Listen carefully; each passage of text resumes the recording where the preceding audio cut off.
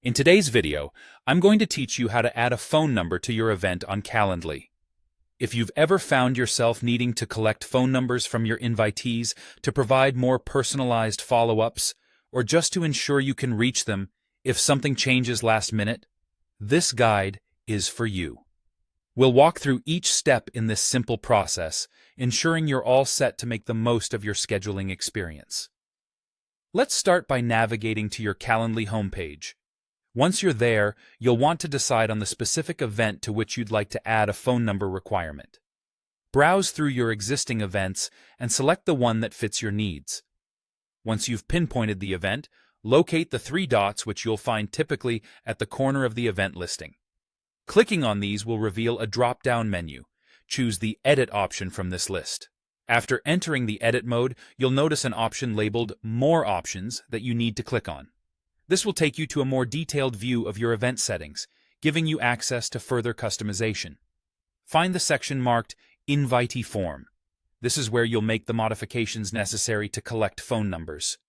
Upon clicking the drop-down for the invitee form, you have various fields you can manipulate, but for this guide, focus on changing the existing drop-down to phone number.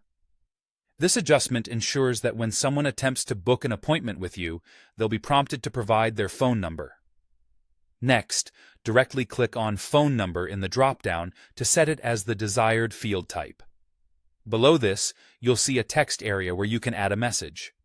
Consider writing something like, "Please share your phone number," to gently inform them why you're collecting this information. It's often a good idea to sound polite and clear why the information is needed, as this fosters trust and higher compliance rates. In some scenarios, having the phone number is not just beneficial, but essential. So if it's critical for your operations that an invitee provides a phone number, make sure you mark it as a required field by checking the designated box. This action will prevent the booking from being completed without this crucial detail. Once you're satisfied with these configurations, make sure to click Save Changes.